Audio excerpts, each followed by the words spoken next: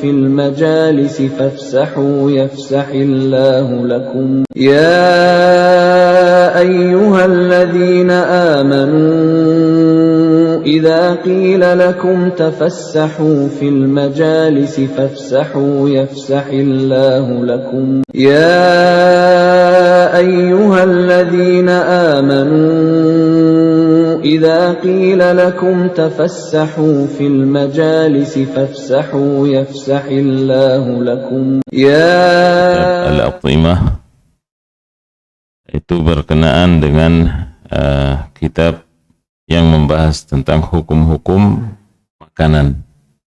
Ya. Jadi tinggal 2 bab saja dari kitab ini. Insyaallah mudah-mudahan Allah Ta'ala memberikan kemudahan untuk kita bisa menyelesaikannya. Ini penting untuk kita ketahui, apalagi zaman sekarang, ya. Kita harus selektif urusan makanan, ya. Bagaimana petunjuknya dalam Islam yang sangat sempurna. Jadi makanan itu diantara asupan untuk tubuh manusia, ya. Kemudian Syekh mengatakan dari makanan tersebut berdampak pada akhlak, pada perangai perilaku, ya. Watak di makanan membentuk itu semua, ya. Makanya makanan yang baik akan baik pula apanya, dampaknya. Demikian makanan yang jelek akan menimbulkan sebaliknya, yaitu kejelekan yang sama. Sehingga Allah Ta'ala memerintahkan kita untuk makannya dari yang baik-baik dan minum dari yang baik-baik pula. Menghindari yang jelek, makanan ataupun minuman. Qala ta'ala ya ayyuhan nasu kulu mimma fil ardi halalan thayyibah.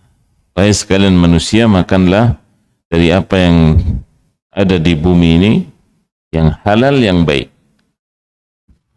Ya, jadi siapa itu? Kalau tidak salah Ibnu Khaldun, ya.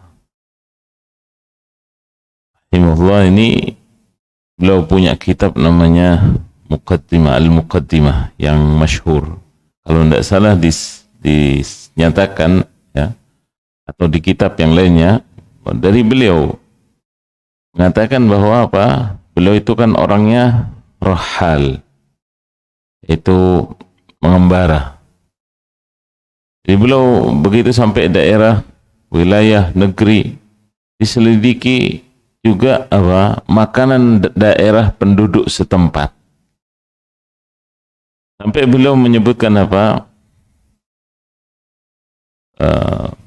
Siapa yang makanannya seperti ada yang subhanallah daerah yang senang penduduknya makan kuda, maka wataknya kuda nurun, subhanallah. Ini apa? Syaris, atau ada sikap apa? Berontaknya. Ada penduduk yang makan kera, lewat penduduk yang penduduknya makan kera. Apa sifatnya kera? Iseng gitu ya. Apalagi misalnya bandel, subhanallah. Bahkan dikatakan kera apa senengnya kan kalau ditabuhi joget. Akhirnya seneng joget masyarakatnya, subhanallah. Demikian sampai beliau mengatakan apa? Yang dimakan jadi watak. Sama kalau kita mau nyelidiki di zaman kita sekarang. Yang makan babi, makan anjing, wataknya nurun. Babi itu diantara hewan yang kotor. Sampai makanan apa kotorannya sendiri dimakan. Sehingga tubuhnya itu berpenyakit semua yang dikenal dengan cacing pita dan seterusnya. Nah, dampak yang paling jelek wataknya babi apa?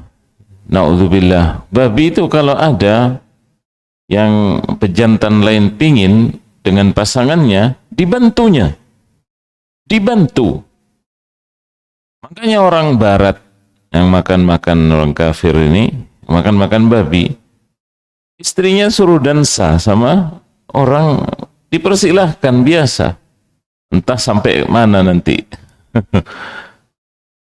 Wah, yang dimakan jadi watak. Itu loh. Ini yang kita khawatirkan. Ya. Sifatnya babi nurun ke dia. Sama yang anjing juga sama. Ya. Jadi ini menunjukkan bahwa Islam itu yang diturunkan oleh Allah Ta'ala benar-benar mengatur sampai pun urusan makanan dalam rangka menjaga fitrah manusia ini, akal sehatnya, wataknya, ya, karena manusia dimuliakan oleh Allah dengan itu. Kemudian firman Allah yang lain disebutkan di sini, ya ayyuhalladzina amanu kulu min thayyibati ma razaqnakum washkuru lillahi in kuntum iyyahu ta'budun. Wahai orang yang beriman, makanlah yang baik-baik dari yang kami rizkikan dan bersyukurlah pada Allah jika kalian benar-benar menyembahnya semata. Ya ayyuhar rusulu kulu minat thayyibati wa'malu salihah. Wahai para rasul, makanlah dari yang baik-baik dan beramal saleh, yakni berbuatlah yang baik. Bekerjalah. Kemudian firman Allah, Qul man harrama zinatullah allati akhraja li'ibadihi wat thayyibati minar rizq. Katakanlah, siapa yang mengharamkan perhiasan yang Allah Ta'ala berikan untuk hamba-hambanya, juga dari yang baik-baik berupa rizki. Jadi al-at'imah itu jamak ta'am, dan maksudnya adalah ma yu'kal wa yushrab. Ini apa yang dimakan dan apa yang diminum. Nah, poin berikutnya di sini, wal aslu fiha al-hil. Pada dasarnya makanan itu asal hukumnya halal. Ya. Walladzi khalaqa lakum ma fil ardi jami'a. Dialah Allah yang menciptakan untuk kalian apa yang ada di bumi ini semua. Ini di antara dalil, dan banyak di sini disebutkan dari dalil-dalil yang ada baik dalam Al-Quran ataupun dalam As-Sunnah atau hadis Nabi SAW yang menunjukkan bahwa semua makanan itu asal hukumnya halal kecuali yang dikecualikan, kecuali yang disebutkan, kecuali yang dilarang. Nah, itu baru menjadi haram misalnya. Ya. Di sini dinukil pernyataan Syekhul Islam Ibn Taimiyah rahimahullah, bahwasanya Allah Ta'ala menghalalkan yang baik-baik untuk memanfaatkan hal itu dalam rangka taat. Dalam rangka apa? Ta'ah, bukan maksiyah atau pelanggaran. Laisa 'alal ladzina amanu wa 'amilus salihati junahun fima ta'imu. Allah Ta'ala menyatakan, ya, tidak ada bagi orang-orang yang beriman dan beramal saleh kesempitan dari apa yang mereka makan.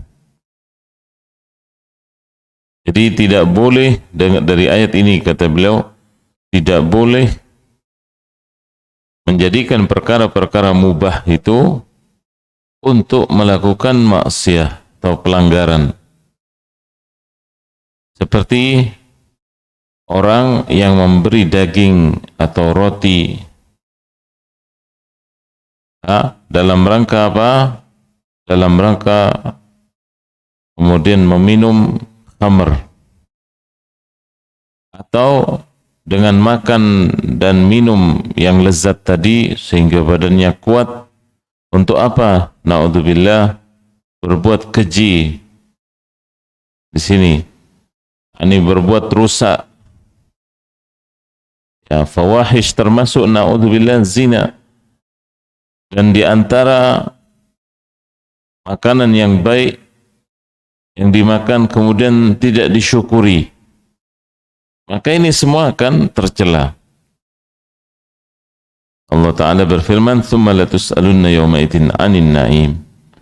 Kalian akan ditanya tentang kenikmatan yang kalian makan, yang kalian rasakan. Ya. Kemudian Allah Ta'ala membolehkan bagi hamba-hamba yang beriman yang baik saja agar diambil manfaatnya. Qala Ta'ala yas'alunaka madza uhilla lahum qul uhilla lakumut thayyibat. Mereka bertanya kepada Muhammad tentang apa yang dihalalkan bagi mereka. Katakanlah, dihalalkan untuk kalian yang baik-baik. Jadi Allah Ta'ala dalam hal ini menjelaskan apa yang haram dari makanan dan minuman, ya, sebagaimana firman-Nya, wa qad fassala lakum ma harrama 'alaikum illa ma turridtum ilaih. Dialah Allah yang telah merinci untuk kalian perkara yang haram kecuali yang kalian terpaksa, terdesak. Ya, menunjukkan apa yang tidak dijelaskan keharamannya berarti halal. Inna Allaha farada faraid fala tudayyuha wa hadda hududan fala ta'taduha wa harrama asya' fala tantahikuha wa sakata an asya' rahmatan lakum min ghairi nisyan fala tabhathu anha. Jadi Nabi SAW bersabda, Allah mewajibkan beberapa kewajiban, maka jangan kalian sia-siakan. Allah memberi batasan, maka jangan kalian labrak batas-batasnya. Allah mengharamkan beberapa perkara, maka jangan kalian mengacuhkannya. Dan Allah Ta'ala mendiamkan beberapa perkara sebagai rahmat pada kalian, bukan karena lupa. Maka jangan nyari-nyari. Nah, berkata Imam An-Nawawi rahimahullah, hadis ini hasan. Ya. Jadi setiap yang tidak dijelaskan oleh Allah, tidak pula oleh Rasulnya SAW mengenai haramnya, mau makanan atau minuman atau pakaian, maka tidak boleh seorang mengharamkan. Karena Allah Ta'ala sudah membagi apa yang haram itu, merinci. Maka harus, ya, jelas. Sebagaimana sebaliknya, tidak boleh membolehkan apa yang Allah haramkan. Ya, apa yang Allah Ta'ala beri keluasan juga tidak boleh diharamkan. Ini semua ikut aturan Allah Ta'ala. Wal qa'idah fi dhalik anna kulla ta'amin tahir la madarrata fih. Jadi kaidahnya adalah, rumusnya, setiap makanan yang suci tidak membahayakan, maka itu mubah, boleh. Berbeda dengan makanan yang najis. Seperti apa di sini? Mitah atau bangkai. Ini bangkai najis, darah najis, kotoran, pipis, ya, khamr, ini semua. Kemudian hashisha, atau bahasa sekarangnya itu apa? Itu daun yang memabukkan, itu apa? Ganja. Iya. Demikian yang mutanajis, yang najis. Jadi setiap yang bercampur dengan yang najis maka haram. Itu jelek, berbahaya. Allah Ta'ala berfirman, hurrimat alaikumul maitatu waddamu walahmul khinzir. Diharamkan bagi kalian yang namanya bangkai, darah, dan daging babi. Dan Syekh merinci, adapun maitah atau bangkai, yaitu yang hewan yang dia itu disembelih, ya, maksudnya mati duluan sebelum disembelih. Apa? Mati duluan sebelum disembelih. Itu namanya bangkai. Jadi kenapa diharamkan? Karena itu jelek, tidak baik untuk dikonsumsi. Hewan yang mati duluan sebelum disembelih. Maka dalam Islam diharamkan ini, ya, kecuali yang terpaksa, yakni kejepit, ya, maka keadaannya beda. Misalnya, ya, kalau dicontohkan para ulama biasanya mencontohkan ini, orang yang lapar sekali, kemudian di depannya cuma ada bangkai. Kalau misalnya dia tidak memakan yang di depannya itu, tidak bisa berdiri atau pergi melanjutkan perjalanan kalau dia misalnya di daerah yang bukan daerahnya. Maka yang dikatakan darurat bagi dia, selama makan cukup untuk menegakkan tulang punggungnya dan berjalan. Bukan terus seolah dikonsumsi semuanya, dihabisin. Sekedar menegakkan itu badannya. Itu namanya terpaksa. Ya. Jadi ini namanya darurat. Ya, darurat. Nah, yang namanya darurat hukumnya lain. Tidak seperti biasanya.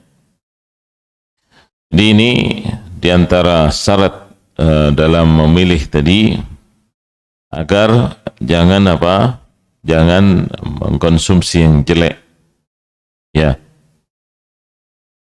hingga tidak berdampak jelek juga ke tubuhnya. Adapun darah, berikutnya darah, maka yang dimaksud adalah al-masfuh minhu, yang ditumpahkan. Dahulu sebelum masa Islam, orang-orang jahiliyah, ya, menjadikan darah itu ditempati di tempat, kemudian memakannya, ya.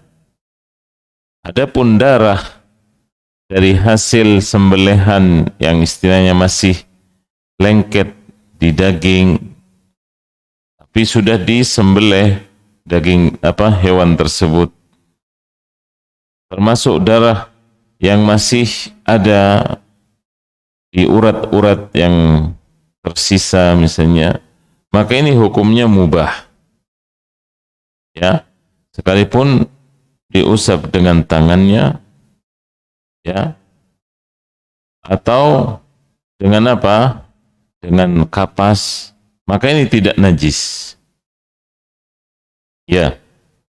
Jadi kalau di kita itu kadang di tempat penyembelihan itu, ya, kita mendapati ada orang yang menadai, ditaruh di ember itu, ya, dan katanya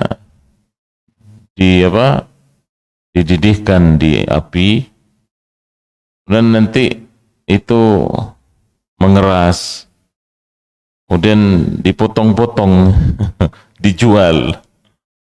Nah, ini jangan sampai seperti itu. Ini tidak boleh, karena itu hukumnya dam atau darah tadi, ya. Jadi ini berbeda hukumnya dengan yang masih istilahnya sisa-sisa. setelah disembelih.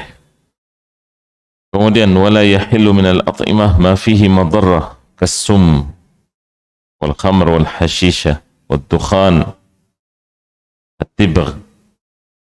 Tidak halal dari makanan yang membahayakan tubuh. Seperti apa? Misalnya mengandung racun. Kemudian apa? Khamr. Khamr ini melenyapkan akal, menghilangkannya. Orang mabuk tidak sadar yang diomongi, yang dilakukan. Kemudian tadi urusan daun ganja misalnya. Atau bahkan di sini disebutkan yang dikonsumsi banyak orang seperti rokok. Itu dari daun apa? Tembakau. Ya. Dan sejarahnya itu juga bukan dari umat Islam tradisi merokok itu. Tesis saya tentang rokok. Ketika apa? S2 ini tentang hukumnya rokok. Itu tahun 2012 sebelum MUI mengharamkan, sebelum Muhammadiyah mengharamkan, ya. Jadi saya teliti dari sejarah dan sosialnya. Ya memang bukan tradisi umat Islam, itu bawaannya para penjajah. Bawa dari negeri mereka, dibawa ke negeri jajahannya, untuk apa? Membuat orang-orang penduduk yang negeri yang dijajah biar lalai, tidak memikirkan tentang apa? Tentang mereka. Disuguhkan apa tadi?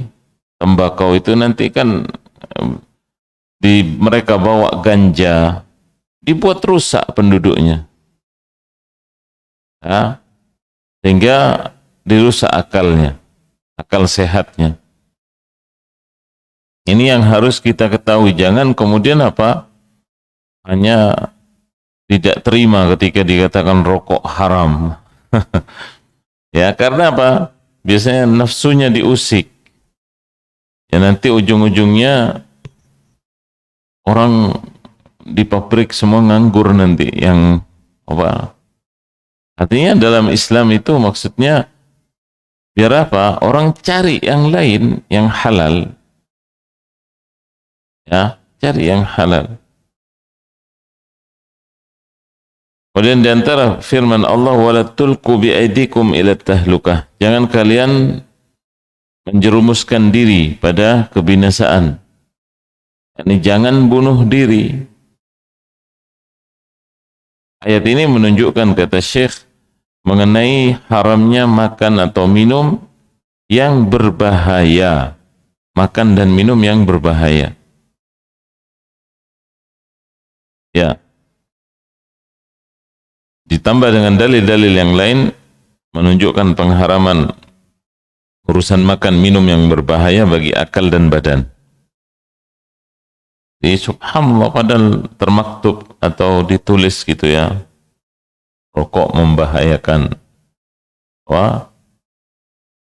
jantung, untuk pencernaan, termasuk apa?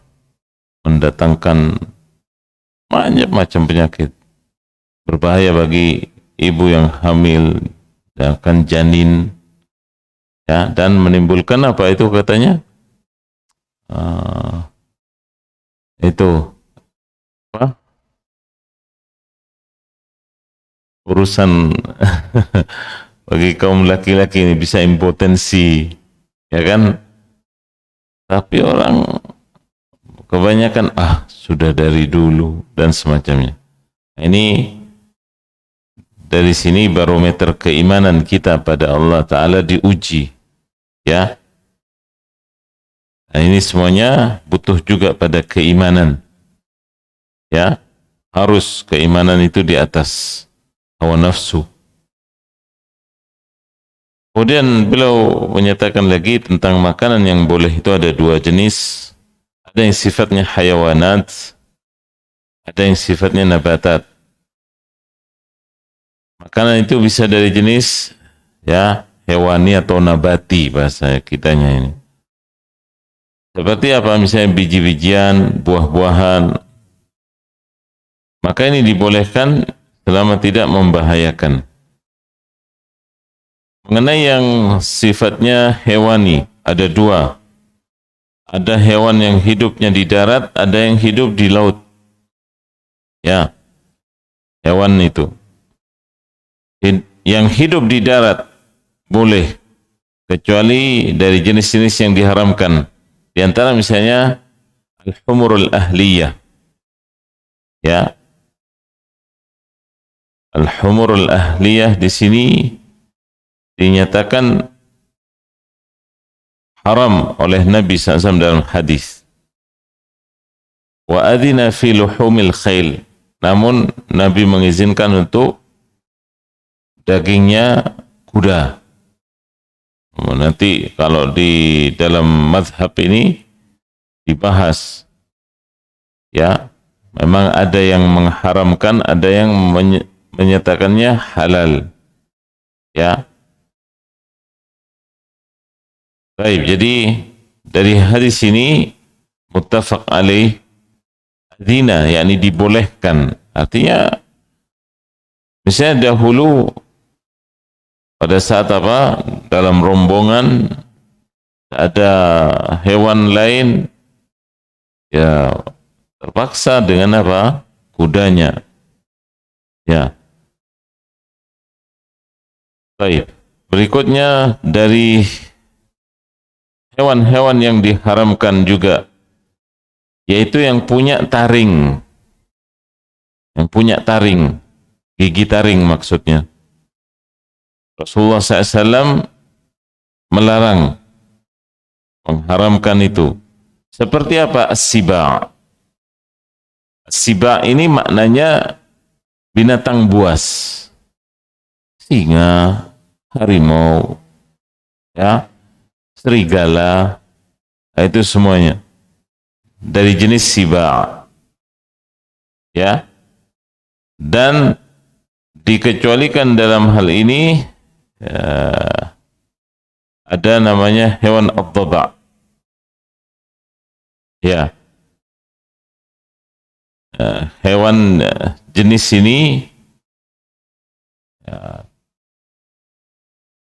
tidak diharamkan oleh Nabi SAW, tapi halal hukumnya. Yang tidak bertaring, ya. Kalau kuda punya taring enggak? Enggak, ya. Nah, itu dalam hal ini. Termasuk juga di sini disebutkan Imam Ibnu Qayyim pernyataannya, ya, dari binatang-binatang yang punya kekuatan, ya, sehingga apa? Sehingga dia malah, misalnya orang mau berburu, malah si pemburunya yang diterkam, ya kan? Mau berburu malah dia yang diterkam. Kemudian jenis burung, ya, ada yang dikecualikan. Misalnya dari burung yang punya kuku tajam, disebut mikhlab, yang dengan kukunya dia mencengkram, yakni binatang buruannya. Ya. Seperti apa? Seperti burung Garuda, ya, atau gagak, semuanya ini diantara yang dilarang dalam hadis Nabi SAW. Jadi hewan-hewan yang dengan kukunya mencengkram binatang buruannya yang lain, maka ini haram. Jadi Nabi SAW mencegah, melarang dari hal itu. Ya. Termasuk juga dari yang diharamkan jenis burung ini, burung yang pemakan bangkai. Pemakan bangkai. Apa burung pemakan bangkai? Itu tadi. Ya. Biasanya apa? Gagak atau Garuda atau apa. Ini semuanya. Karena apa? Memakan bangkai tadi. Ini masuk dari khabith. Termasuk dari hewan yang dianggap khabith di sini al-hayyah, yakni ular. Ular, tikus, ataupun binatang yang berupa apa? Hasyarat, yakni apa? Binatang yang sifatnya itu seperti belalang atau apa ya. Ini. Di hewan-hewan ini diharamkan. Ya. Bahkan Syekhul Islam di sini dinukil pernyataan beliau, memakan hewan seperti ular, kemudian kalajengking, itu haram.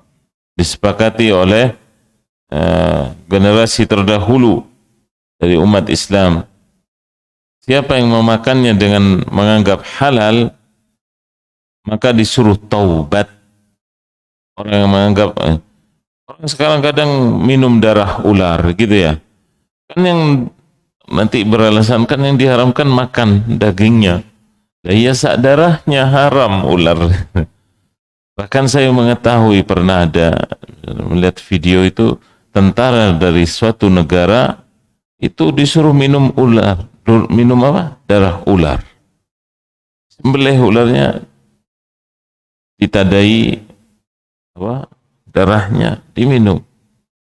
Na'udzubillah. Ini haram. Disuruh taubat. Wa man i'taqada at-tahrim wa akalaha fahuwa fasiq 'asin lillahi wa rasulih. Siapa yang meyakini kalau itu semua haram sebenarnya, tapi makan, maka dia itu disebut fasik. Orangnya fasik, menentang atau melanggar ketentuan Allah dan Rasulnya. Termasuk di sini dari hewan-hewan ya yang sifatnya tadi kecil, tapi masuk yang jelek.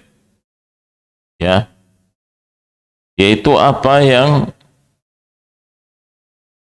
ada dari binatang yang apa? Busuk misalnya. Ya, dari sebuah makanan apa bakteri kalau zaman sekarang. Ya. Termasuk yang diharamkan di sini contohnya al-baghl minal khair wal humurul ahliyah. Al-baghl itu peranakan antara kuda dan himar. Itu disebut baghl. Dikawin silang, kuda dan keledai. Nah, itu jadinya disebut baghl dalam bahasa Arab. Ini. Jadi himar juga diantara yang diharamkan. Ya.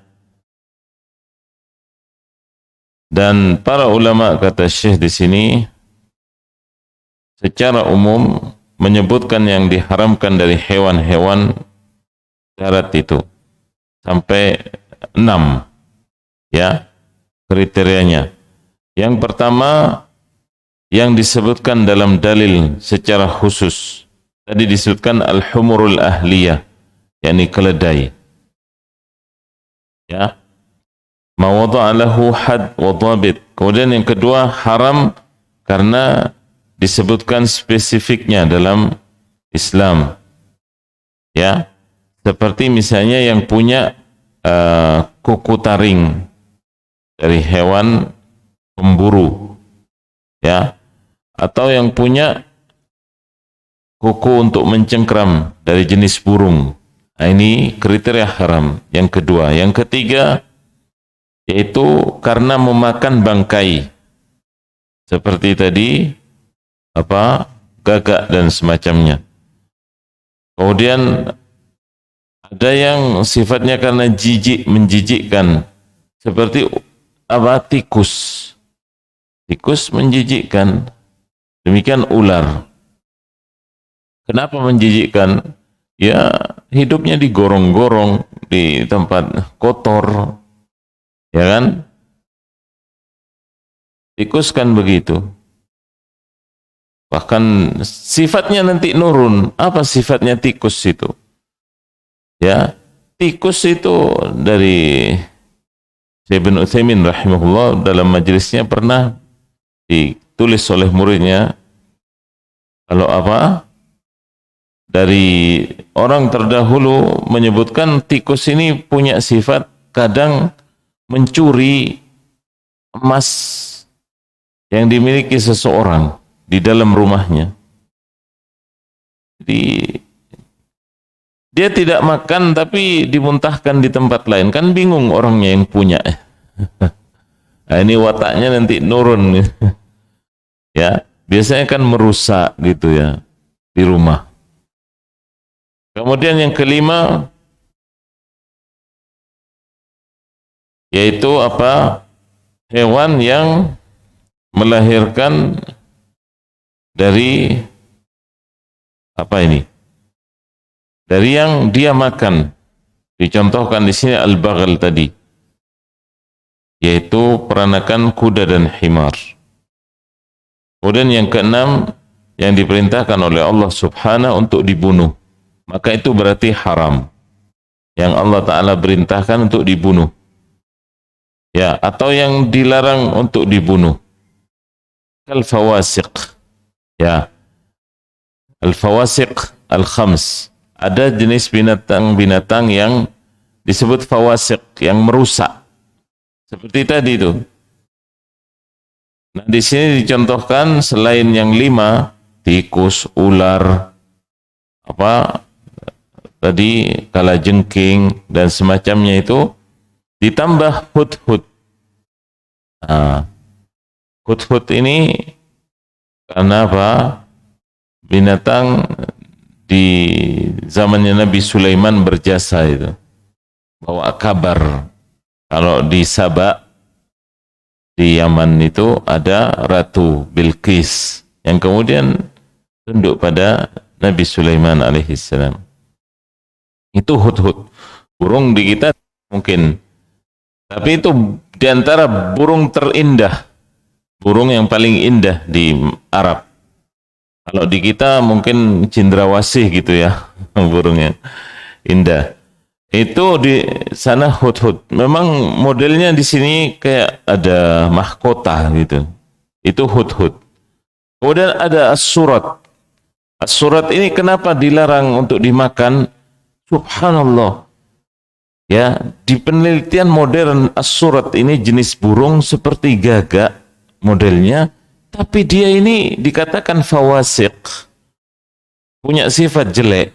Burung ini yang bisa menyebabkan kebakaran. Jadi kalau dia ngelihat api, dia bawa pakai apa, entah itu kertas atau kain, dipindah ke tempat lain, sehingga seolah membakar gitu loh. Ya, bisa difahami ya. Jadi dia kalau ada apa, kebakaran, bisa jadi dia pemicunya. Burung yang satu ini, na'udzubillah. Maka diharamkan makan dagingnya dan disuruh bunuh. Ya. Kalau dimakan berarti sifatnya nanti merusak ke orang. Jadi perusak yang makan. Ya. Jadi inilah diantara hewan-hewan yang disebutkan dengan 6 kriteria ini, jangan sampai dilanggar, berarti haram itu. Ya, adapun yang lain maka halal. Pada dasarnya hukum asalnya ibahah, seperti dicontohkan di sini al-khail atau kuda. Kemudian bahimatul an'am. Bahimatul an'am itu ya unta, sapi, ya kambing, dajjaj, juga disebutkan ayam, ya, termasuk al-humurul wahsyiyah. Ini apa? Keledai liar, ya, bukan keledai rumahan. Kemudian az-ziba, yakni rusa, itu halal. rusa, ya, ataupun yang lainnya, ya, binatang na'ama ini yang kayak apa itu, ayam kalkul itu ya, itu loh, sejenis kayak gitu itu na'amah. Kemudian arnab atau kelinci, kelinci itu juga halal, dan yang lainnya ini semuanya halal. Kemudian di sini disebutkan yang dikecualikan, ya, yang dikecualikan di sini. Sehingga apa? Di sini ada yang dilarang, bahkan di sini disebut pengecualian. Kenapa dikecualikan? Nah, ini maksudnya jangan keseringan, jangan keseringan. Disifati di sini al-jallalah, al-jallalah dari hewan seperti apa? Seperti sapi dan unta. Nah, ini urusan makanan, kalau orang dilarang biasanya nanti protes gitu ya. Loh, kenapa dari jenis sapi ada spesies tertentu, dari jenis unta ada spesies tertentu? Ya, kenapa? Karena ini sebagaimana tadi, bahwa apa? Akan berpengaruh. Jadi Nabi SAW misalnya dalam hadis ini menyatakan begitu, dan prakteknya ya, sampai sekarang misalnya, ini minta maaf ya, ini diantara pengecualian. Kenapa? Misalnya sampai sekarang saya dapati masyarakat Arab itu biasanya menjauhi makan sapi, daging sapi. Ketika ditanya kenapa, subhanallah, ternyata ada hadis Nabi SAW apa? Iyyakum waluhumul bakar wa alaikum bi albaniha. Ini jauhi, hindari dari kalian, oleh kalian apa? Daging sapi, tapi minumlah susunya. Minumlah susunya. Ya. Sehingga orang kadang kan, wah, masa haram? Sehingga diselidiki, kemudian ternyata apa? Di antara mungkin poin yang bisa kita ambil faedah, apa? Ada penyakit namanya sapi gila gitu ya. Ini di zaman modern seperti sekarang. Tapi susunya Nabi sarankan untuk minum susunya. Ya. Jadi pernah saya itu dikirimi ummi pas saya di Saudi itu daging abon. Saya mau hadiahkan ke Syekh. Tanya, Ziyad, itu dagingnya apa? Saya bilang dagingnya sapi. Beliau tidak mau. Sudah, makan kamu aja. Dari situ kemudian sebenarnya di benak saya itu tanda tanya terus, sampai terjawab sendiri akhirnya. Oh, ternyata begini. Jadi mereka apa? Menjauhi. Bukan. Artinya apa? Ini diantara yang yustasna, dikecualikan. Kalau di kita malah, misalnya Idul Adha, malah tidak mau sama daging kambing ya masyarakat, memilih daging. Subhanallah. Ya. Jadi ini diantara apa? Yang dikecualikan. Ya. Jadi sampai juga disebutkan pernyataan Imam Ibnu Qayyim rahimahullah, diantara yang disepakati umat Islam di sini bahwa ada dari binatang yang misalnya belepotan dengan najis, maka itu harus disucikan. Disucikannya gimana? Ya harus kayak di penjara dulu gitu. Ya kita tahu ayam itu kalau mau selektif ya, ayam kampung kan kadang makan tidak tahu kita makan apa di luar. Nah, kalau orang dulu mau nyembelih ayamnya itu di kandang dulu 3 hari, kasih makan apa jagung, baru setelah itu disembelih. Ini kita sekarang enggak ya, karena itulah berarti apa, keislaman kita mundur ini. Kalau orang dulu dijaga sampai sedemikiannya, ya. Termasuk di sini dimakruhkan makan misalnya bawang merah, ya, bawang putih yang banyak membuat bau ketika mau sholat, termasuk bawang bombay, ini lebih dahsyat lagi. Ketika apa? Mau sholat, dan itu bawang belum dimasak. Kalau sudah dimasak biasanya tidak bau kuat gitu. Mau ke masjid, hindari makan-makan bawang-bawang itu. Jadi Nabi SAW bersabda, man akala min hadhihi syajarah fala yaqrabanna musallana. Siapa yang makan dari daun-daunan ini, bawang itu, jangan mendekati tempat salat kami. Termasuk di sini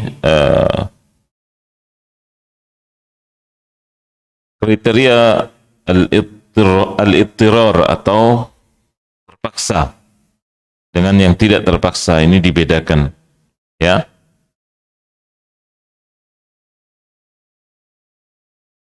Termasuk di sini misalnya orang mengambil manfaat, ya, misalnya urusan baju untuk menangkal dingin, ya, untuk menangkal dingin, ya, atau misalnya orang punya mangkok ada yang bocor, kemudian ditempel dengan apa yang bisa diupayakan, ya. Jadi ini semuanya di antara yang terpaksa ketika apa harus dilakukan, ya. Berkata Ibnu Abbas radhiyallahu an dan Ibnu Mas'ud radhiyallahu an, mana firman Allah wa yamna'un al-ma'un, mereka yang melarang dari hal-hal yang bermanfaat, yaitu menahan orang-orang dari yang mereka bisa mengambil manfaatnya di antara sesama, ya, dan mereka mengambil manfaat misalnya dari kapak ataupun yang lainnya, dari timba dan yang semacamnya. Ini semuanya di antara kemanfaatan untuk manusia, maka tidak boleh dicegah, ya. Syekh berkata, kalau ada orang misalnya lewat di sebuah kebun, kemudian ada pohonnya, buahnya berjatuhan, tidak berdinding, tidak ada pembatasnya, tidak ada yang melihat, maka dalam hal ini boleh dimakan, tapi jangan dibawa. Boleh dimakan di tempat, sehingga kalau ada orangnya minta izin misalnya. Ini kalau di pinggir jalan istilahnya, ya, karena ada riwayat di sini dengan tanpa naik ke pohon tersebut atau melemparinya, kan gitu, ya. Maka ini semuanya kalaupun tidak darurat dijauhi lebih baik, ya, lebih baik. Terkecuali misalnya lapar teramat sangat, karena dahulu disebutkan siapa itu dalam riwayat, ada orang tua yang makan apel yang jatuh di jalan kemudian minta kehalalan dari orangnya, kemudian tidak dihalalkan. Orang ini ngetes, tidak mau dihalalkan. Orang ini kemudian apa istilahnya, berharap sampai akhirnya orang pemilik kebun itu mengatakan, engkau tidak akan saya maafkan, tidak akan saya halalkan ya, yang masuk ke perutmu itu sampai kau menikahi anak saya, perempuan saya. Ya sudah, pasrah. Kemudian apa? Pemilik kebun itu mengatakan, anak saya itu cacat, anak saya itu buta, anak saya itu lumpuh. Allah. Anak perempuannya katanya apa? Kriterianya begitu. Karena takut yang masuk ke dia haram, dia mengiyakan. Ya sudah, saya nikahi putrinya. Begitu sudah selesai walimah, disuruh masuk ke kamar pengantinnya, ternyata putrinya itu berdiri tegak, cantik, tinggi dan seterusnya, sehingga orang yang tadi dinikahkan mau lari. Loh, kok beda ini kriterianya dari yang disebutkan orang tuanya? Jangan-jangan bukan istri saya. Ini menambah keyakinan pemilik kebun kalau orang ini baik sekali. Saya tadi mengetes, kata orang ini, kemudian mengatakan apa? Saya ingin tahu kamu. Ternyata kamu orang yang luar biasa, berhati emas.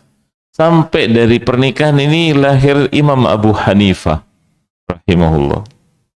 Dari orang yang baik begitu lahir imam yang diantara imam kaum muslimin sampai zaman kita, sampai hari kiamat dengan izin Allah.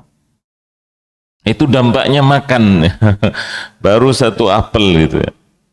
Ya, tapi menghasilkan dzurriyah atau keturunan yang berbobot sedemikiannya.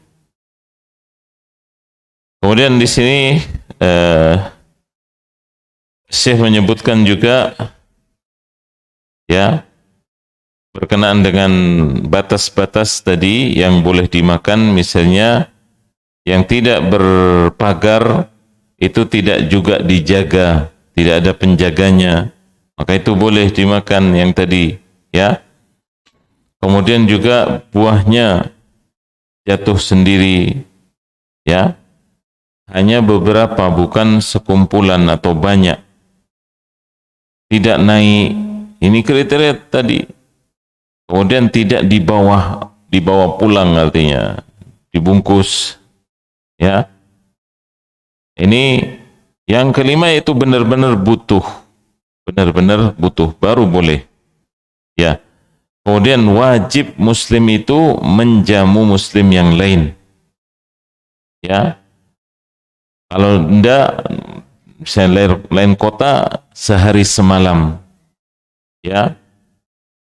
Kalau sesama ya, sehari semalam. Kalau misalnya orang itu datang dari luar kota, tidak punya uang untuk nyewa hotel dan makan, nah ini dijamu ya, harus dijamu. Kemudian artinya dianggap sebagai tamu gitu. Wajib bagi umat Islam di sini memperhatikan hal-hal tadi. Ada orang asing ya. Karena kata Syekh, Nabi menyatakan, man kana yu'minu billah wal yawmil akhir falyukrim dhaifah. Siapa yang beriman kepada Allah dan hari akhir, hendaknya memuliakan tamu. Jaizatuh ya, diberi imbalan. Apa itu ya Rasulullah? Kata setanya sahabat, yaumuhu wa lailatuh, yakni sehari semalam. Sehari semalam itu wajibnya ya. Kalau ada misalnya saudara, makanya orang dulu itu kalau masih ada saudara di suatu kota, dia tidak ke hotel, nginep di rumah saudaranya. Rumah dulu Masya Allah ya, luas-luas gitu. Orang dulu itu ya.